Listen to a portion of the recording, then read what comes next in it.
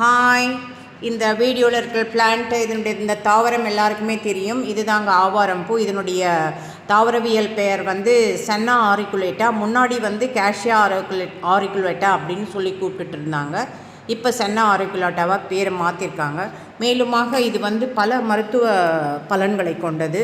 மருத்துவ பலன்கள் என்னும்பொழுது நிறைய பேருக்கு இது பிளட் சுகருக்காக பயன்படுத்துவாங்க. கடைகளில் மார்க்கெட்டில் சின்ன சின்ன கட்டுக்கட்டாக விற்பாங்க. 10 ரூபாய் 20 ரூபான்னு. இங்கே பாருங்கள் என்ன அழகாக இருக்குது இதனுடைய காய்கள். அதில் பழுத்த காய்கள், காய்ந்த காய்களில் விதைகள் இருக்கும். அது போட்டால் ஈஸியாக இந்த செடி வந்து வளரும். இதை வந்து நீங்கள் பலன் பெறலாம்.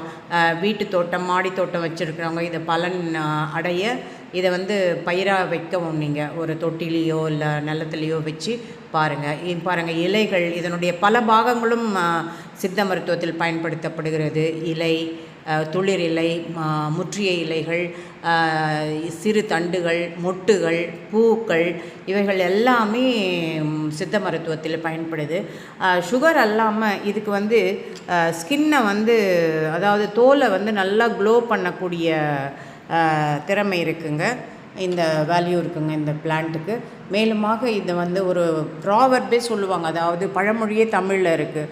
ஆவாரை இருக்க சாவாரை காணும் அப்படின்னு. அதாவது ஒரு கிராமத்தில் ஒரு ஊரில் ஆவாரம் பூ இருக்கும்பொழுது சாவே வராது அப்படிங்கிறத ஒரு திடமான இதனுடைய மருத்துவ குணத்தையும் பெனிஃபிட்ஸை அதாவது பயனையும் குறிக்கும் அளவுக்கு அந்த